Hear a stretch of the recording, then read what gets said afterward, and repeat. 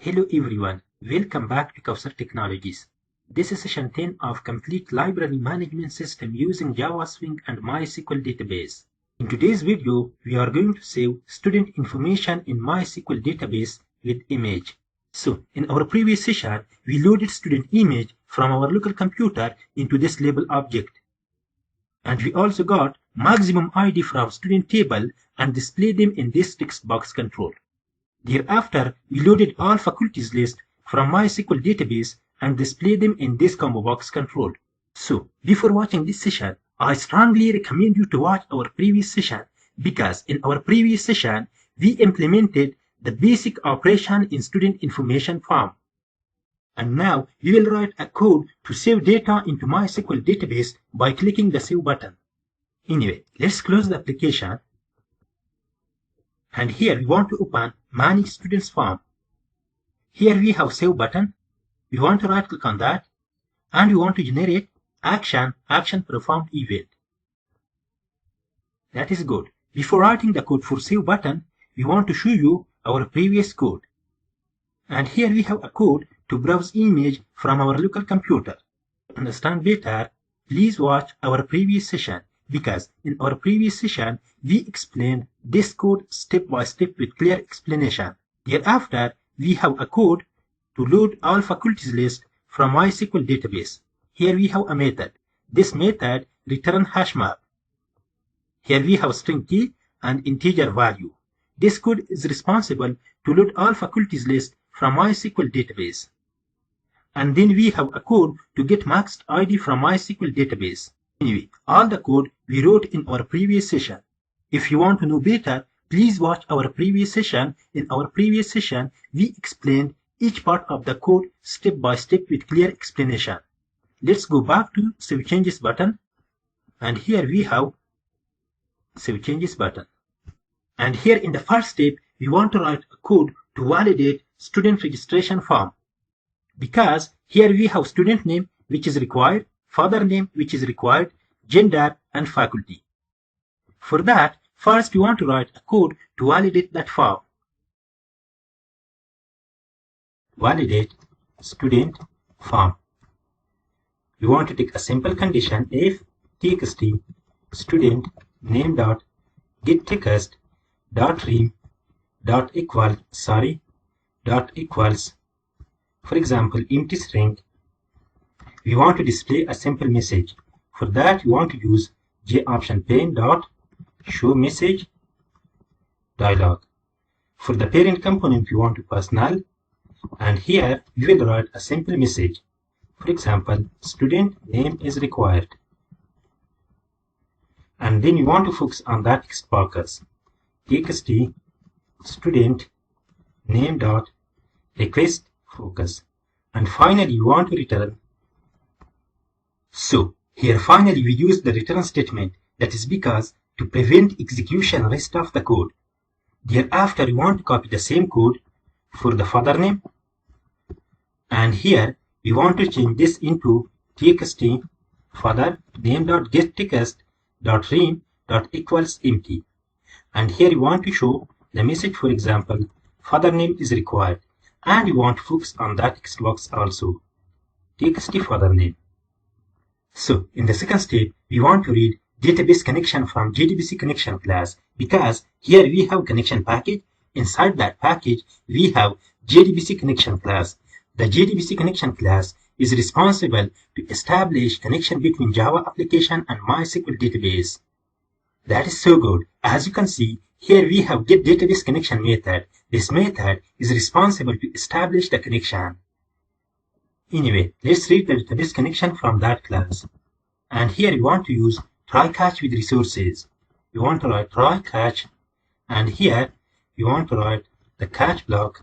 For example, SQL exception to catch the exception. We'll write the SQL exception code later. Let's first read the database connection. For that, we want to take our variable connection. For example, con equal JDBC connection dot get database connection. Thereafter, we want to write a simple query to insert record into MySQL database. For that, we want to write a query in MySQL workbench. Here first we want to fetch all the records. As you can see, we have student ID, student name, father name, gender, faculty ID, description, and image. So let's write a simple insert query. Insert into tbl student. We want to specify columns: student ID, student name, father name, gender, faculty ID, description, and finally we have std image. So let's specify values. For the values, we want to use we want to use question mark. ID, we have name, we have father name, then we have gender, we have faculty ID, and then we have description, and finally we have image. As you can see here, we used question mark. That's because in JDBC application, we want to use prepare statement. So in JDBC, the parameters can be represented by question marks. Whenever you want to use any parameterized query like prepare statement or callable statement, you have to use question marks. That is good. Let's copy the query. Inside NetBeans, we want to define a simple variable, for example, string query equal. We want to paste that query. So thereafter, we want to define prepare statement, simple prepare statement. For example, ps equal con dot prepare statement. Here we have prepare statement and we want to pass the query. Let's set values for the parameters. Simple ps.set int. Here you can use column names or index. We want to use index and we want to get value from text boxes. txt student id dot get text. As you can see, we got an error. Incompatible types. String cannot be converted to int. For that, we want to use parsing. Simple integer dot parse int of txt student id. The error is gone. Thereafter, we have a name ps.set string, and we want to use 2. We want to get value from txt student name dot get text, and then we have faculty ID. We have father name. We want to set for the father name also ps.set string of 3 txt father name dot get text. That is good. Thereafter, we have gender. For the gender, as you can see, we have 2 buttons, male and female. We want to take a variable, and here we want to take variable string, for example, gender type equal. Here we have 2 buttons. One is radio male and radio female. If radio male dot is selected, then you want to assign value, for example, male. Else, if the female is selected, you want to assign value female. Female. That is good. So let's set value for the parameter. Simple ps.set string. We have 4, and here you want to get value from gender type variable. Thereafter, we have faculty ID. For the faculty, here at the top level, we have a method load faculty. We want to use that method. Simple. And here, here inside the same method, we want to take a variable of hash map. For example, string is the key, string, and integer is the value. For example, map equal, we want to call load faculty method. So let's set value for the parameter also. Simple ps.set int. Here we want to use 5. Thereafter, we have map.get method. We want to use combo box. Here we have combo box. SymBX faculty, we want to copy that name.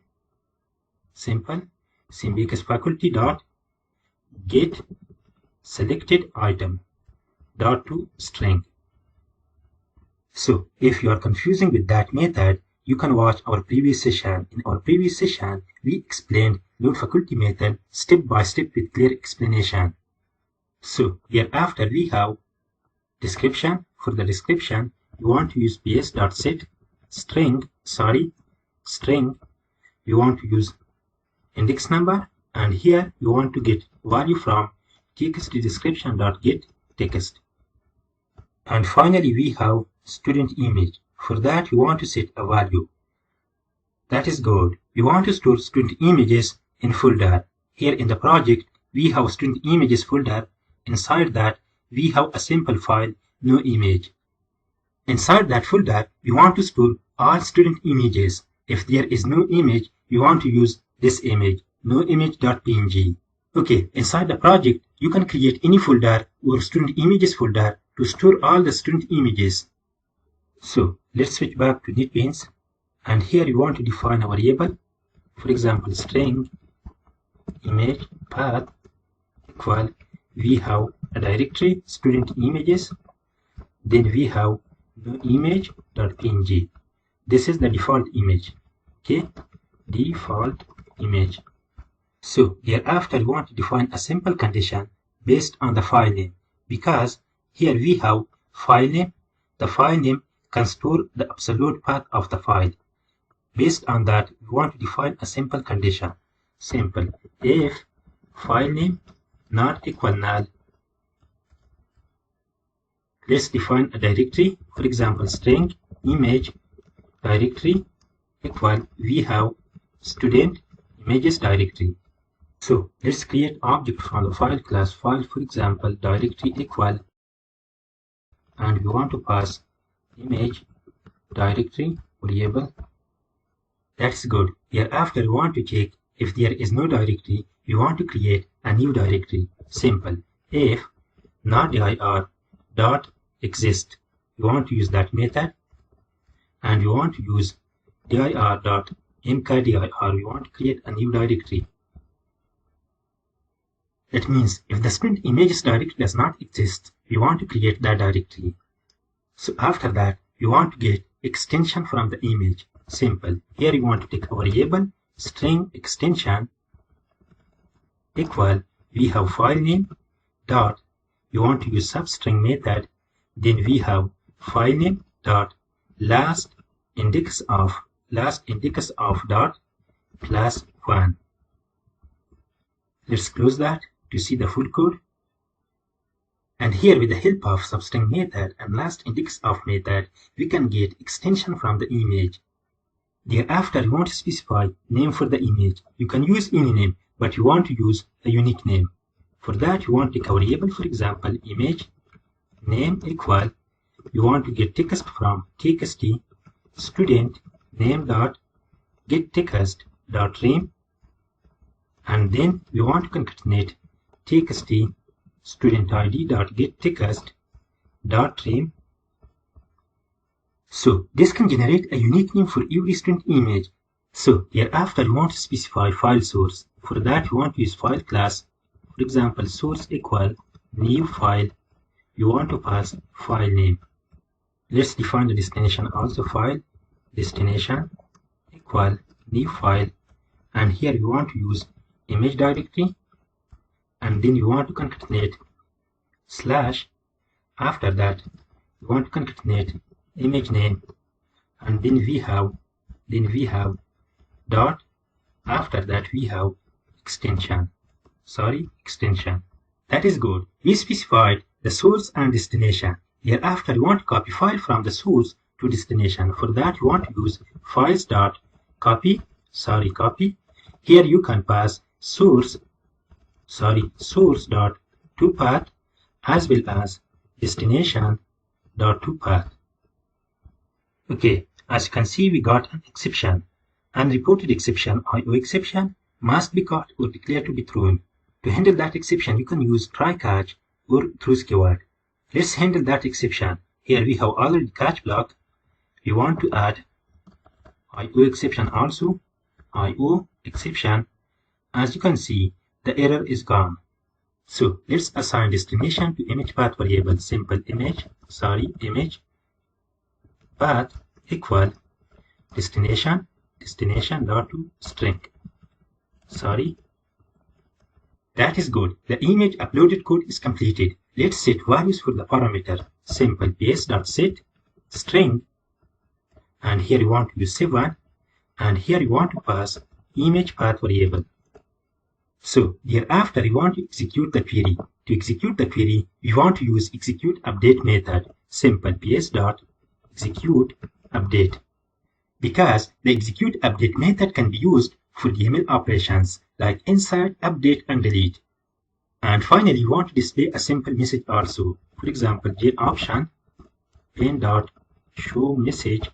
For the parent component, we want to pass null, and here you want to pass record has been added successfully. So our code is completed. Thereafter, we want to run the application to see the result. Let's run it. And here you want to open manage students. That is good. You want to browse image. Here we have student images folder. You want to select that image. For example, Khan Ahmad, father name Muhammad, male, and you want to save the record. As you can see, record has been added successfully. So let's check the result in the database. Let's execute that query. As you can see, the record is saved into the database. This is the image path. Let's check that. That's awesome. As you can see, the image is also uploaded in the image folder. Thereafter, you want to save another record. For that, you want to close the application.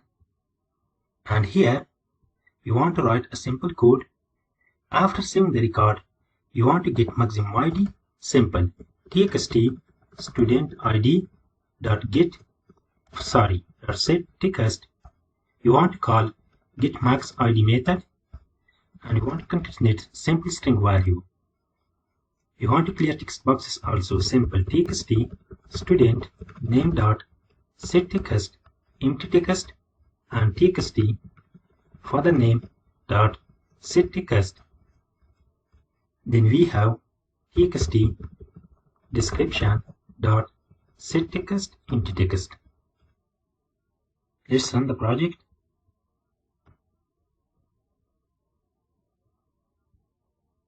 And here you want to browse image.